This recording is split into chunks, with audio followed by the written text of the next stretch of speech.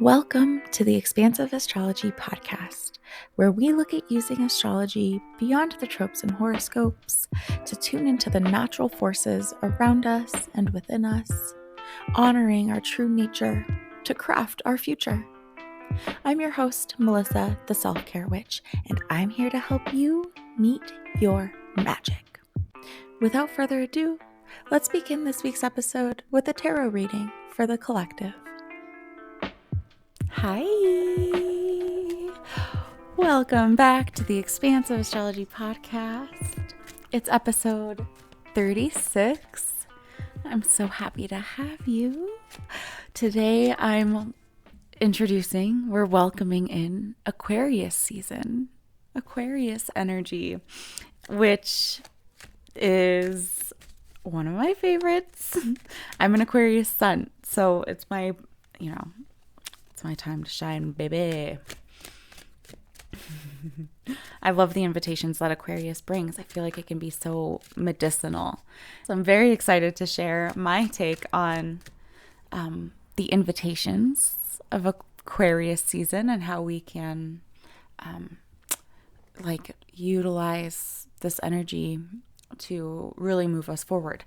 Taking it back to Scorpio season in the fall, Scorpio energy is about life, death, and rebirth. It's about transformation. It's about letting go of leaving behind, like an old version of ourselves, leaving behind what isn't working.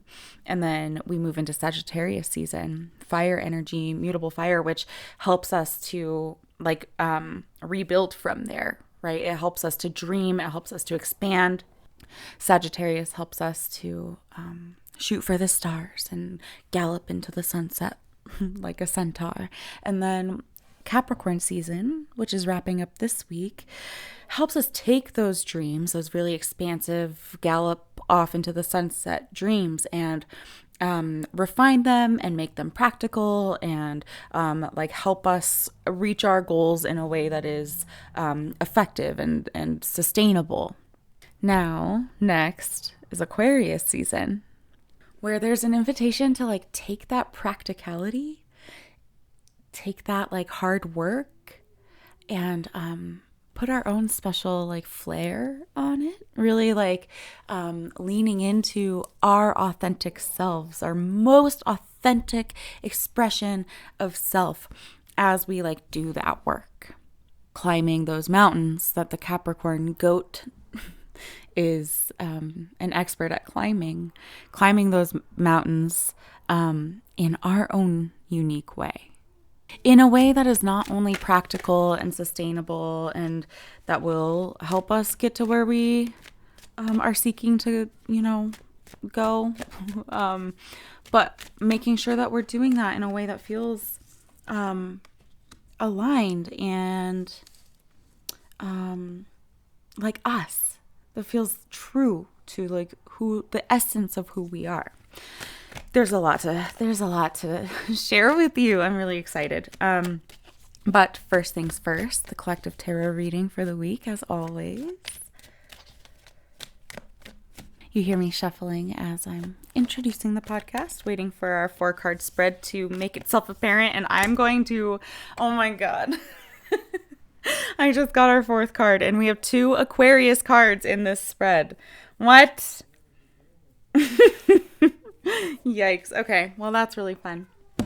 I love when that blows my mind how often the tarot reading for the episode correlates with the content of the episode. What the heck? Tarot has been so much fun for me lately. This is a 4-card spread inspired by a soul check-in spread by Lindsay Mack, but this is applied to the collective. It's applied to all of you listening. So some of the things that I say today might feel really spot on and resonant for who and where you are at this point in time. Some things might not feel that relevant to you today. And if that's the case, I encourage you to stay open to how these things may play out for you over the week to come, because if you're hearing this, I trust that you're meant to hear it. I'm like, I can't get this grin off of my face. These 4 cards are like too perfect. Present for us, we have the 7 and the 8 of Pentacles. We have the 7 of Pentacles supported by the 8 of Pentacles. So, okay. I really like this for this time of year. I like Capricorn is an earth energy, and we are leaving Capricorn season and entering into Aquarius season. So it like, yes, this is present for us. Thank you. Thank you, tarot deck. I love it when the tarot only reaffirms what we already know. You know what I mean? I love that. And when that comes up, like, it's easy for the brain to be like, it's placebo or you're biased or like whatever. And I don't know. This is where I love Jenna Matlin. And if you haven't heard my Jenna Matlin interview, it was episode 33.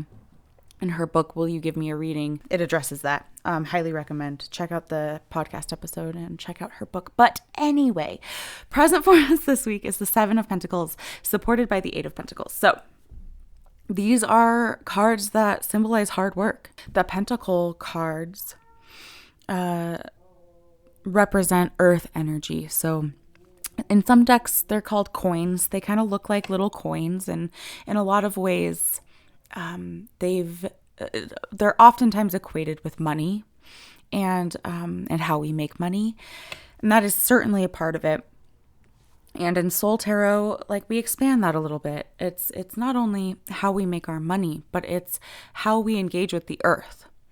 How we, as big, massive, expansive souls, cope with and make the most with and do what we need to do on earth. So the suit of Pentacles represents all things earthly. It's everything. It's how we make our money and also how we use our time in general. How are you using your resources on earth? Your body, your home, your resources, right? Like everything, it's everything earth. It's everything our hands touch. It's everything our hands get into. And the suit of Pentacles each card takes us a little deeper and further through this process of aligning our truth and our soul with what we're doing with our hands.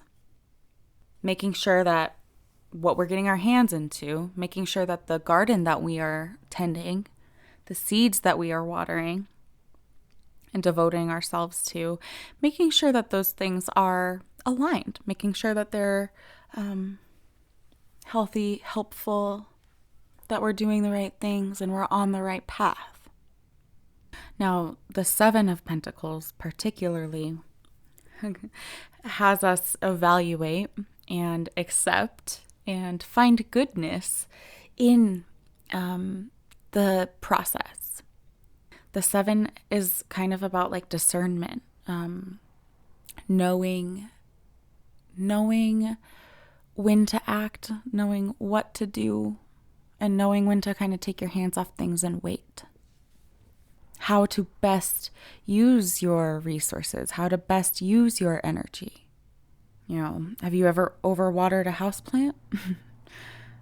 Because you love it so much? They don't like that. I've killed several houseplants from overwatering, right? But the 7 of Pentacles is about like trusting the timing, trusting the process, not being like overactive, not trying to like rush a natural process or knowing what you can and can't control. It's about using our time wisely, using our energy wisely, and like accepting what cannot be changed, you know, allowing yourself to be where you are in your process. And that is supported by the 8 of Pentacles, which feels like the word discernment is coming up again, kind of amplified this time. Knowing when to get your hands dirty, you know, knowing how. Having a really effective use of your tools. The 8 of Pentacles is about using what you know, utilizing what you have. And the phrase for Capricorn is I utilize. So we're invited to really explore that as we wrap up Capricorn, before we move into Aquarius at the end of this week, on Friday, I believe. What do you want to take away from Capricorn season and bring into Aquarius season? What are you utilizing? What are your resources? What have you been getting your hands into? And what do you know? What do you know? Put a pin in that. We'll talk about that later. The Eight of Pentacles is about like buckling down and devoting yourself to the work that needs to be done. Devotion, dedication, discernment. These two together are saying like, can you be where you are in your process? Make sure you're not trying to rush past anything. Trust the natural unfolding of how this is going, right? And like really utilize your time and your energy wisely. Make movement. Get your hands dirty. Make sure that where you are spending your time and energy and resources is in something that is within your power, right? Don't try to rush anything, but also be willing to like do the work. Work what you have. Work your resources. I'm also thinking of the word depth, like not trying to rush anything, not trying to rush any processes, not trying to just like climb to the top of the mountain as quickly as possible, right? But going deeper with where you are. Have you gone as far as you can go where you are right now? How can you embrace this phase a little bit more fully, while without like becoming complacent, right? Like you can really have acceptance and surrender for where you are, while also doing the work to get to where you want to be. Our lesson this week is Page of Swords, which is fixed air, which is Aquarius energy. What we're learning is how to step forward in our truth, how to step forward in who we are and what we know, how to step forward with our message, even if it feels heavy, even if we feel, even if we shake a little bit, you know. The thing about the pages is that they are students. They're the newest, the youngest of the court cards. So it's really common for people to say that they're naive, they're new, immature. And I love, as always, I love the Soul Tarot interpretation of that yes, maybe they're new, but they are also students, right? They are fixed energy, and they represent like the roots of each of these suits. The Page of Swords is the root of air energy. The Page of Swords is like fresh out of sword school. They are devoted to wielding their sword correctly, effectively, according to the books. You know what I mean? Like, they're not to be underestimated. I always have to relate it back to my own profession of like counseling, right? There's something to be said for a therapist who's been in the field for 40 years, you know? And don't underestimate a therapist who's fresh out of school. They know a lot too. And the therapist who is fresh out of school is also fresh out of like the textbooks, right? Like they are closer to the most up-to-date research and the most up-to-date methods and protocols, right? The Page is not to be underestimated. They may be new at all of this, but they know what the fuck they're doing. What we're learning is how to embody and embrace that for ourselves this week. And, you know, through all of Aquarius season. The Page of Swords does not buy in to any societal or any of the brain's like stories that we need to stay small, that we should withhold our truth, our selves, our story, our message. The Page of Swords doesn't buy into the idea that they don't have enough or they don't know enough. The page has something to bring forward, something to contribute right now. So I often, when I pull sword court cards, I know nothing about the chakras, but I do know my own experience with my throat and like what happens when I'm not speaking my truth. You know, I get a lump in my throat, literally. When I pull sword court cards, I like to recommend like some throat chakra work. The throat chakra is blue, so I recommend wearing blue and practicing speaking your mind and being impeccable with your word and kind of pushing yourself to open your throat, to say what is in there, you know? Should we have a group scream? We can schedule a group scream to open up our throat chakra in the in the interest of becoming the Page of Swords. Page of Swords is what we're learning this week. Start practicing this idea of speaking your mind and stepping forward in your truth, even if it's scary. And our anchor, given everything else, our anchor is the Fool, which is ruled by Aquarius and is the invitation into soul-centered living. It's the invitation into follow your unique soul's call. The thing about the Fool is that they are ready and willing to go where their soul guides them at all times, at all costs. The Fool doesn't care if other people think they look foolish.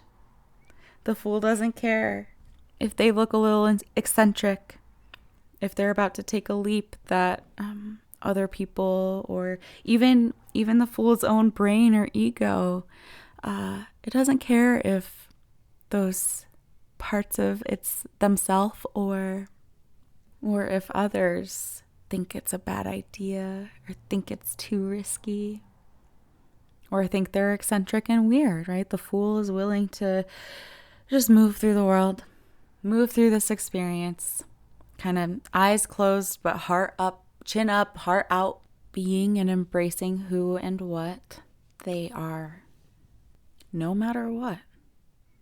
It's like if the Page of Swords is like impeccable alignment with your word, the Fool is impeccable alignment with your soul's calling. Stepping out, stepping forward as they are in their truth with full trust. Doing the damn thing. I can't believe that card came out as our anchor this week. Like, what? And next week, we'll really talk about the Fool. So, that's our tarot spread this week. The most spot-on spread I've had for one of these episodes maybe ever. I can't believe it. And just the perfect segue into the Expansive Astrology for this week. Let's really dive in. Aquarius season. So, I always like to start with all of the characteristics of a sign, and then we'll break all of those characteristics down to really give a very complete picture of all the different facets that make up what Aquarius is and what the invitations are, what the medicine is, what the magic is. So, Aquarius is a fixed air sign ruled by Uranus and Saturn. It is represented by the water bearer, which means that a lot of people think Aquarius is a water sign, which makes sense. It's Aquarius. It makes sense. And the water bearer. But nope, it's an air sign, meaning that it brings the water. Like air is movement. And Aquarius is the water bearer. It rules the 11th house of hopes. Its phrase is I know. And the tarot correspondences are the Star, the Fool, and the World. Aquarius is here to serve the collective, to be a radical force of healing and change. And it does so brilliantly by being their radically authentic self. Aquarius is all about authenticity. And as a byproduct, Aquarius is about self-healing. And as a byproduct, it's about collective healing. But that collective healing comes from the self-healing, which is rooted in authenticity. What we learn in Aquarius season is that you, as an individual, each of us can and absolutely do impact the collective. So this season is offering a way of really stepping into ourselves and effectively shaking things up, bringing our own spin to what Capricorn so diligently and carefully helped us to craft. Aquarius is the humanitarian. It is seeking to improve the world for the benefit of all.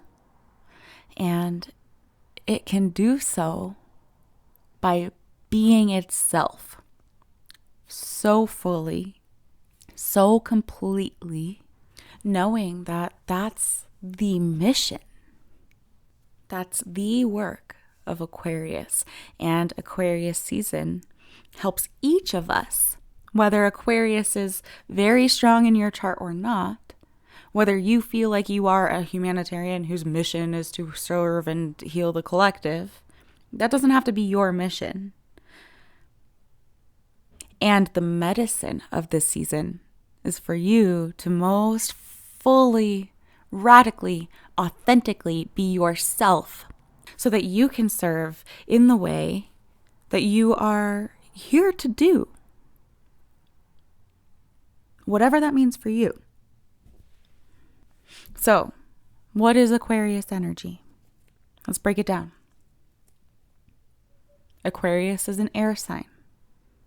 The air signs are Gemini, Libra, and Aquarius. This is the last air sign, and it's the second to last sign of the zodiacal wheel. The element of air is all about our brain chemistry, our thinking, our mental processes, and communication. It's the way we get our point across. It's how we share news. It's the way that we argue. It's how we get what is in our brain out and expressed into the world. The air signs tend to have a need, all of them. The air signs tend to have a need to understand things as fully as possible. So air energy can be analytical and very cognitive and often more comfortable living in the head than in the body or the heart. Air energy relates to brain chemistry, like anxieties, our internal narratives, the ways that our brain operates and protects us. It's how we think and like how we control our actions. That's air energy. And this is our fixed air sign. The other fixed signs are Taurus, which is fixed earth, Leo, which is fixed fire, and Scorpio, which is fixed water. And finally, we have Aquarius, the fixed air. The fixed signs are not easily swayed. Their power is in their ability to focus energy deeply. The fixed signs are associated with firmness, perseverance, and stability. These are the signs that provide structure. They solve problems and lead. At the same time, fixed energy is known to be stubborn and inflexible. There's a time and a place. Sometimes being unmoving is dangerous. The confidence and self-assurance of fixed energies can be a gift, or it can be asinine and rude. It's something to be aware of. If you're feeling really fixed in a thing, really checking in with that and making sure that it's how you want to be, you know. Aquarius is ruled by Uranus and Saturn. Uranus is how we invent.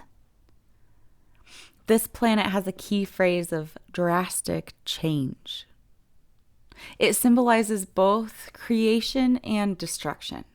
It symbolizes creative power.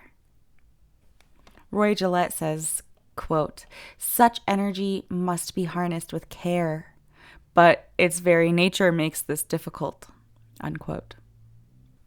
And Uranus is innovative.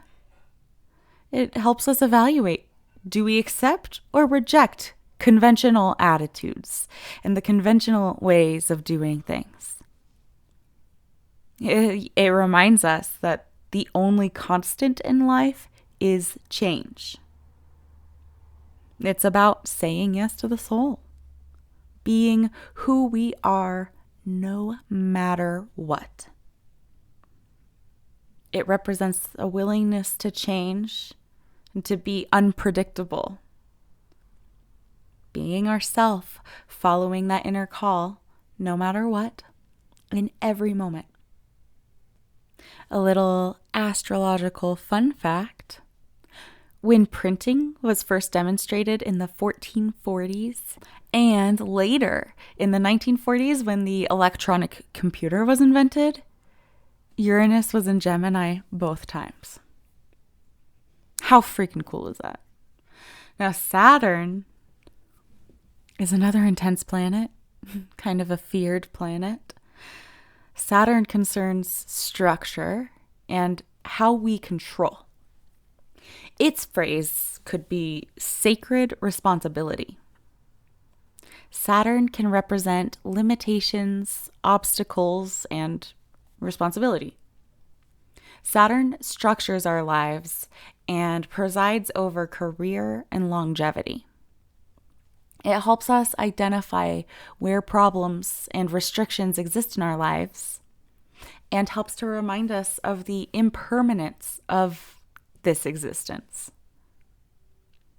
A planet of firm foundations, Saturn assists us in identifying the ways we can experience more structure and sustainability. This energy can feel harsh and unforgiving, and it's an energy that's honest. It doesn't shy away from the harsh realities that exist. It supports us in progressing through our lives, providing foundational support and helping us to master problems in sustainable ways. Saturn is our destiny. It's the things, it's karma, it's fate. It's the things that we cannot escape, which can be really scary to the brain. It's scary to the ego. Practicing trust and surrender and like being inquisitive with Saturn will get you really far. Represented by the water bearer, Aquarius brings the most essential of substances.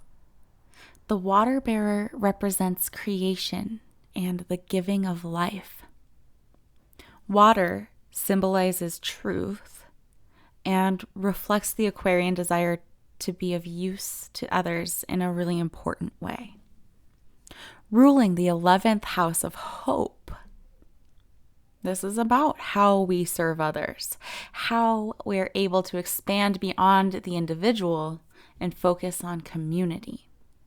It's how we befriend the world around us. It's what we give the world. This house governs the work we do, the communities we're involved in, and the relationships we engage with. It's about our long-term dreams and goals. It's a house of idealism and vision. I love how it expands upon the Capricorn invitations. The phrase for Aquarius is, I know. I know. So I always like to start, especially at the new moon, I like to kind of just use that phrase as a prompt and like free write, turn my brain off and just like write, fill in the blank. I know what? What is it that you know? What do you know? And not just cognitive in your brain, no. But what do you know in your heart? What do you know in your body? What is unwaveringly true to you? What do you know? What is imprinted on your soul as like a map, as a guide? What fuels you? What do you know? Now, Aquarius's big challenge is in knowing that it is enough already. Knowing that you are enough. You do not have anything to prove. You do not need anything you don't already possess. You have enough. Healing ourselves is how to best impact the collective. And it's challenging to know that. It's challenging to trust that. It's challenging to prioritize that. My healing, my authentic expression of self is like one of the most important things that I can focus on and do. A lot can come up with that. Like a lot can come up in spite of that. That can be incredibly activating. That is not what is encouraged for most of us in our families, in our communities. Self-healing. It's radical to prioritize that, right? Part of the challenge of Aquarius energy is knowing where to put the focus. It's knowing not to stick your nose where it doesn't belong, where maybe your help is not so helpful or welcome. And remembering that your way is not the only way.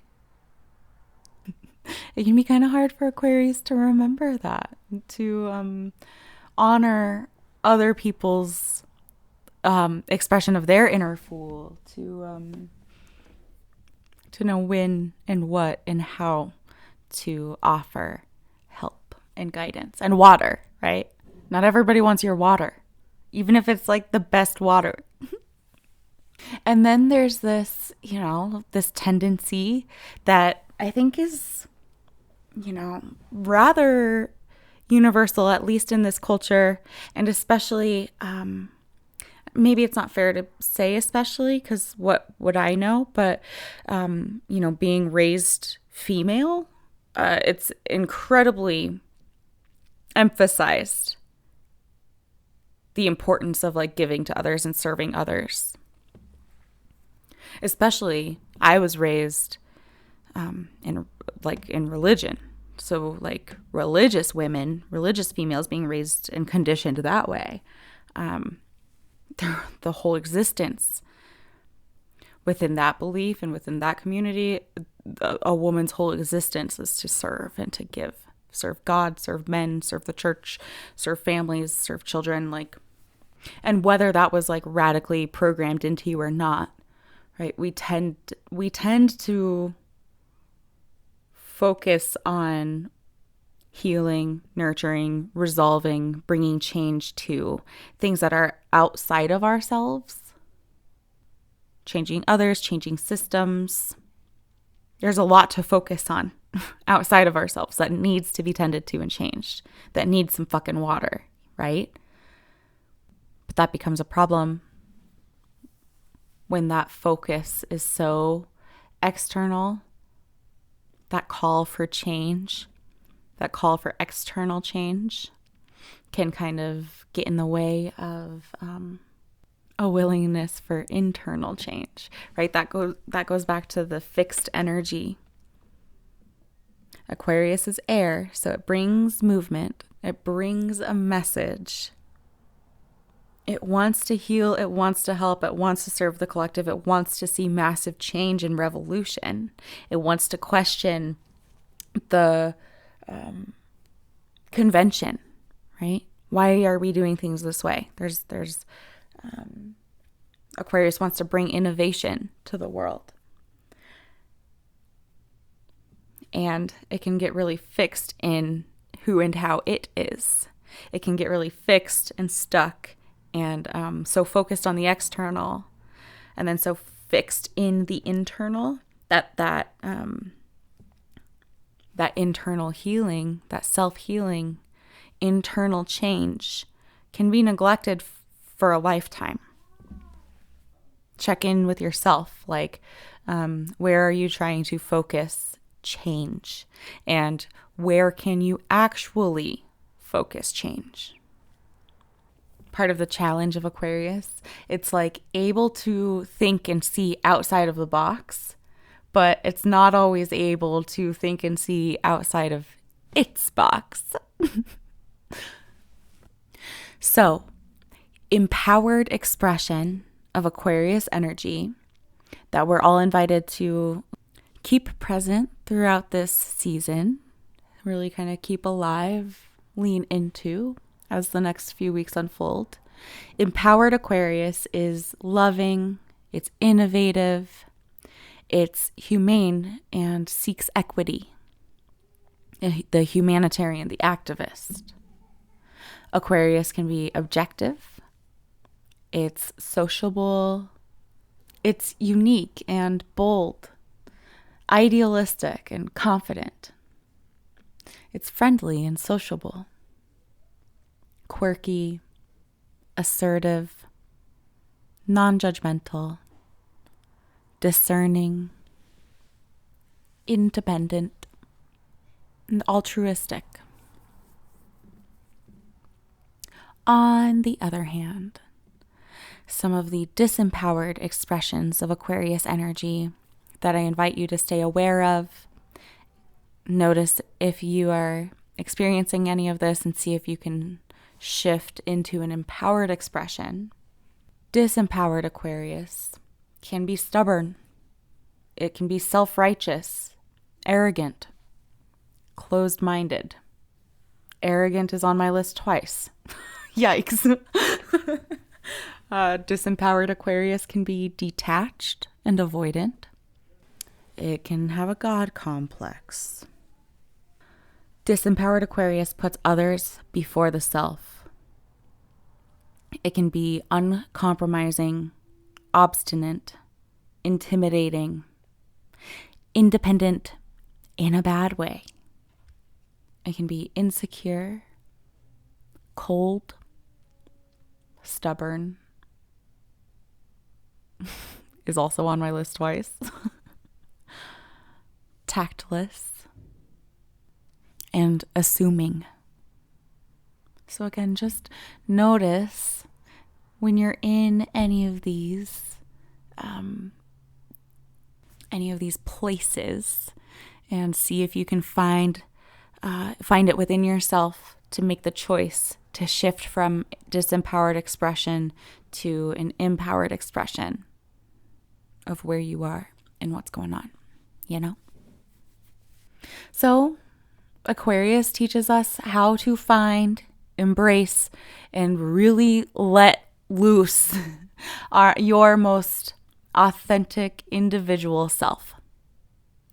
It's about, this season is about honoring your uniqueness, embracing your weird. It's about radical authenticity. It helps us to be brave enough to be seen as foolish, brave enough to be seen as eccentric, brave enough to say yes to the self regardless. Aquarius season teaches us the importance, the necessity of healing yourself for the benefit of all. I'll really expand on that next week when we speak on the star card. But there's sort of a duality to this season of evaluating how are you healing, prioritizing, tending yourself, and what is that doing for the world around you? What would the opposite do for the world around you? Know that doing that work, healing yourself, prioritizing yourself, is essential for the benefit of all.